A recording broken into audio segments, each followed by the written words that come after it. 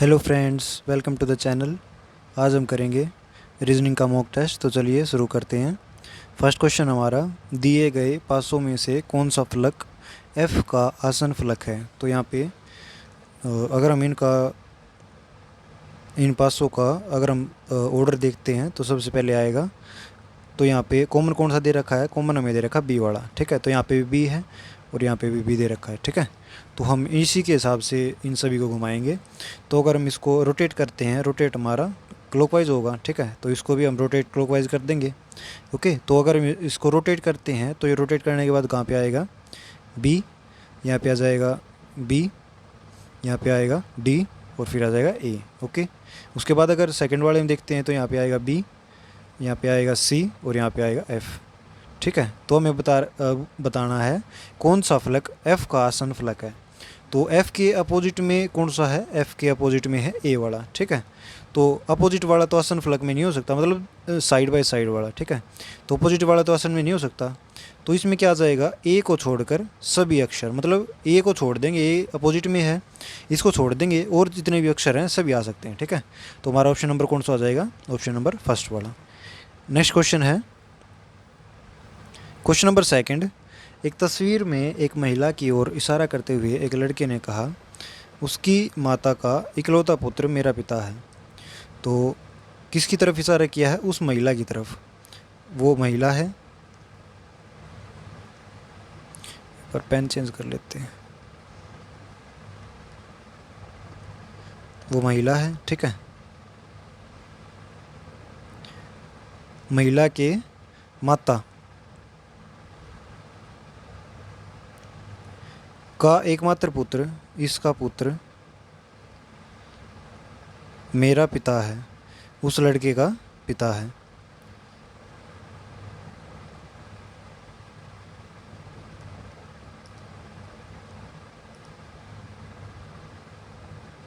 ठीक है, तो अगर हम इसे देखते हैं, वह महिला उस लड़के से किस प्रकार संबंधित है।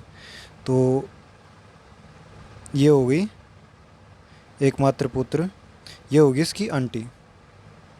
ओके, आंटी कैसे होगी, क्योंकि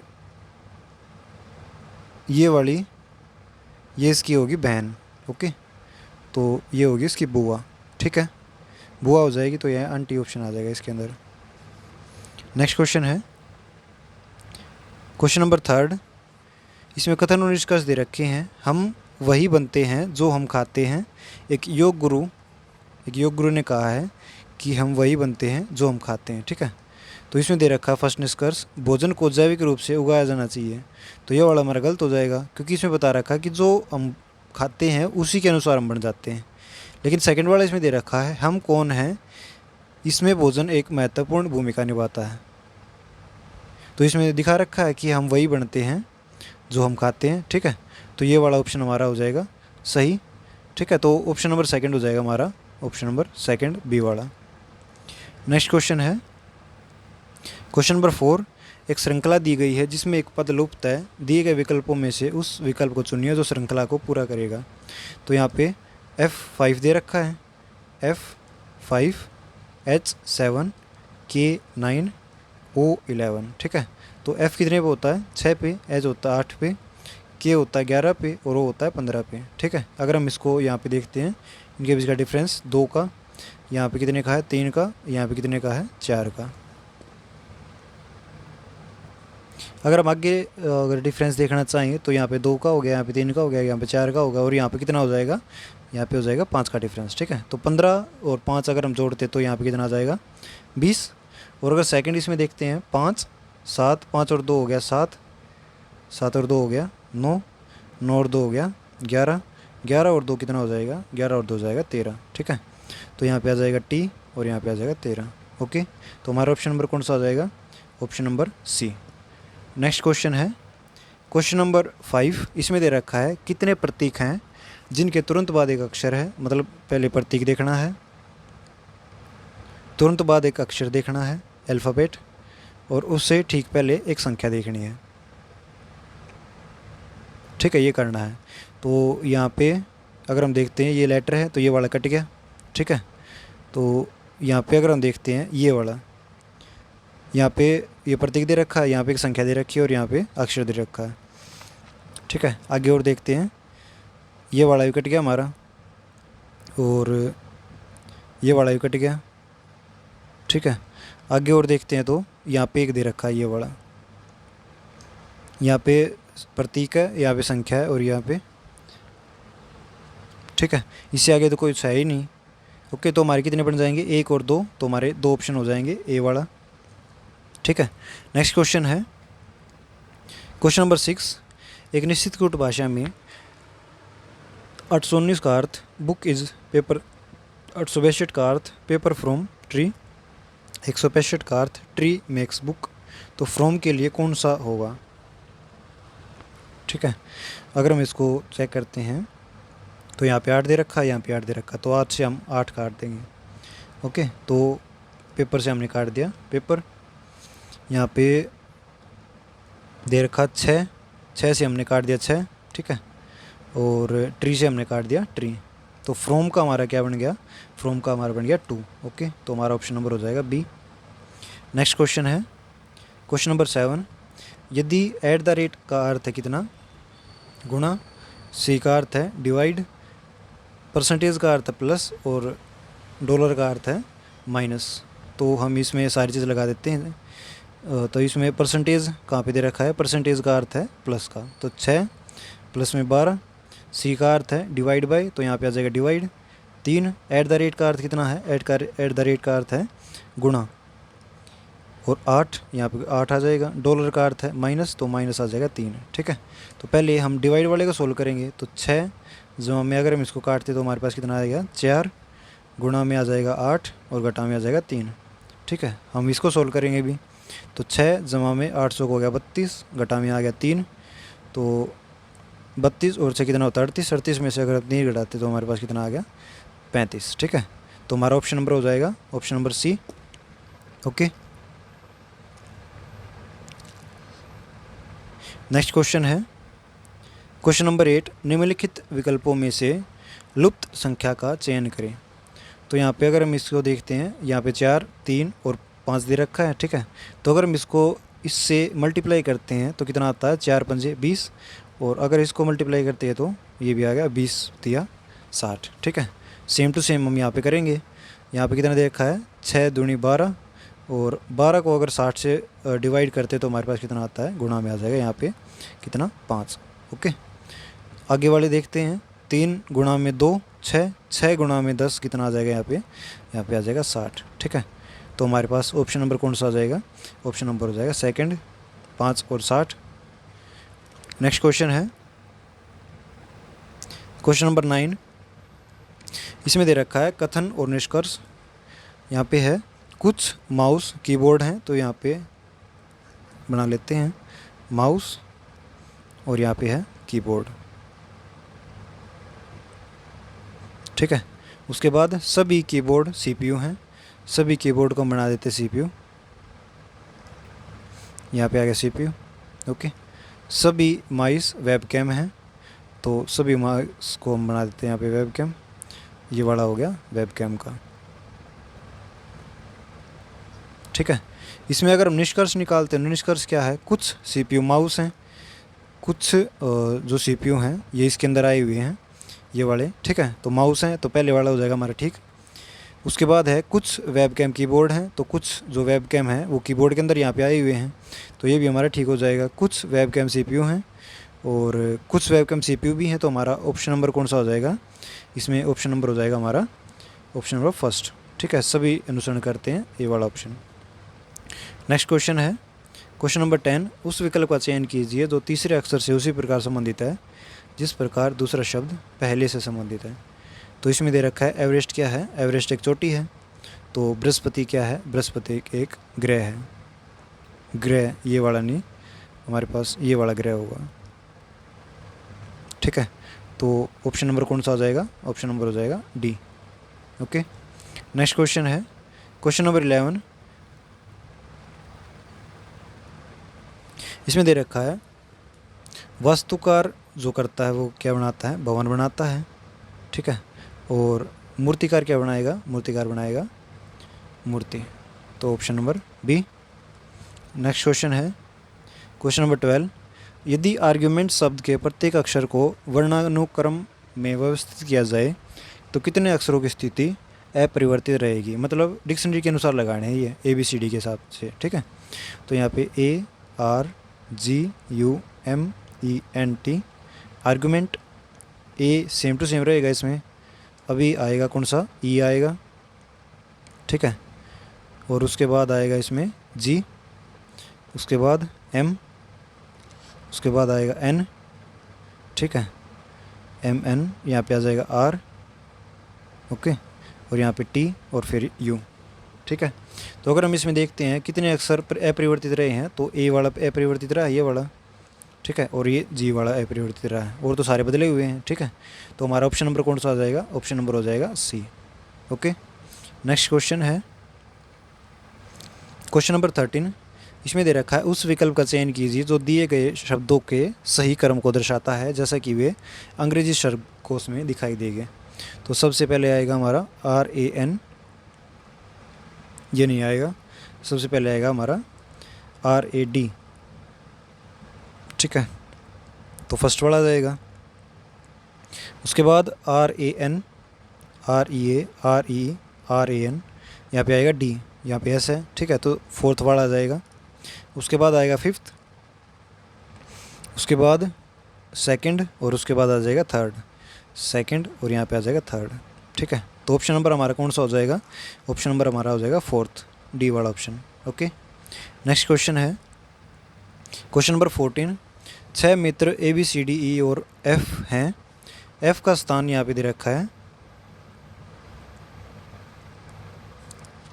F का स्थान B और C से ऊंचा है।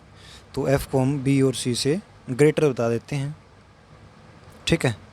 D का स्थान C और E से ऊंचा है, तो D का स्थान C और E से ऊंचा है, तो D का स्थान अलग से बना देते हैं C और E से, ठीक है। F का स्थान E से नीचे है, तो F का स्थान E से नीचे हो जाएगा, यहाँ पे बना लेते हैं, E से नीचा हो गया ना, ठीक है। A का स्थान F से ऊंचा है, तो A का स्थान यहाँ पे आ जाएगा, ओके। तो F नीचे हो गया, A ऊपर हो गया, ठीक है, लेकिन E से कम है, तो E से भी कम हो गया। उनमें से किसे सर्वोच्च स्थान प्राप्त किया है, तो ये D हमारा कहाँ पे आएगा, D हमारा आएगा सबसे शुरू में यहाँ पे, क्योंकि ये E दे रखा ना, D is greater than E, ठीक है। तो हमारा ये वाला हो जाएगा। तो सबसे सर्वोच्च स्थान कौन सा हो गया, सबसे सर्वोच्च स्थान हो गया D वाला, ठीक है। तो ऑप्शन नंबर हो जाएगा 4D। नेक्स्ट क्वेश्चन है क्वेश्चन नंबर 15। एक निश्चित कूट भाषा में इग्रोट ERGOT, इग्रोट को क्या लिख रखा है, FTJSY,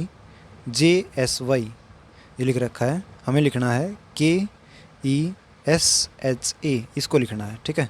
तो अगर हम इनकी नंबरिंग करते हैं तो नंबरिंग में ये आएगा 5 पे, ये आएगा 18 पे, G आएगा 7 पे, O आएगा 15 पे, और T आएगा 20 पे, ठीक है।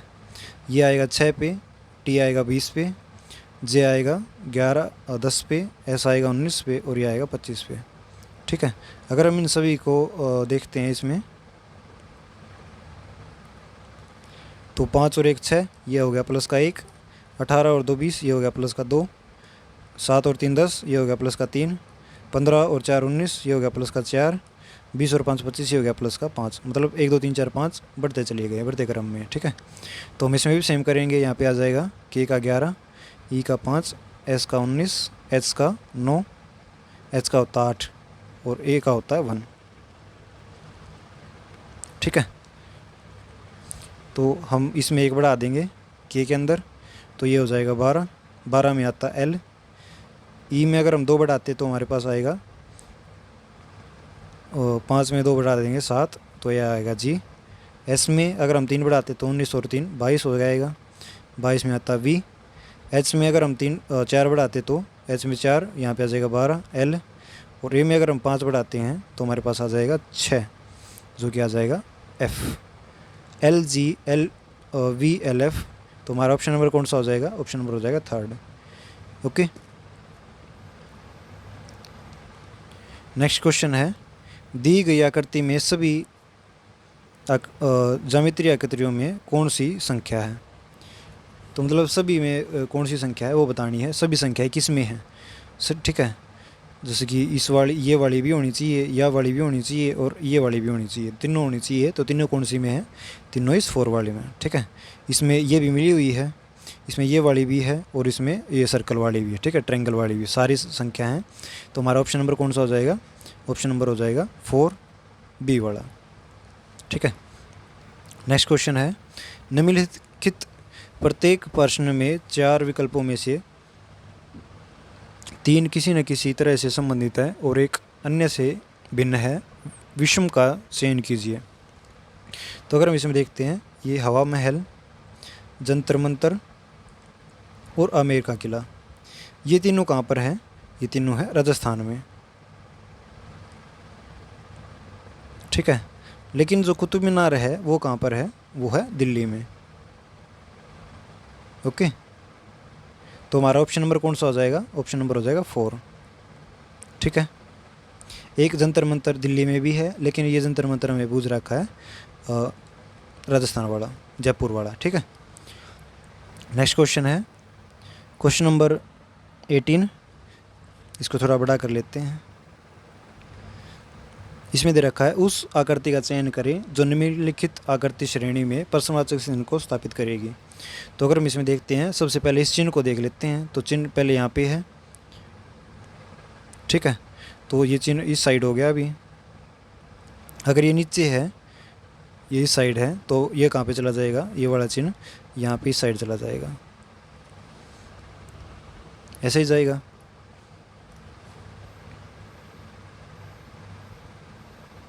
हाँ, इसी टाइप से जाएगा। अगर हम इसमें देखते हैं, पहले ये इस साइड आया है, इसकी चोंच यहाँ पे, अभी ये इस साइड है, अभी ये इस साइड है, तो ये जाएगी इस साइड। ओके, तो हम दो को इसी टाइप से देख लेते हैं। तो हमारा ऑप्शन नंबर कौन सा हो जाएगा,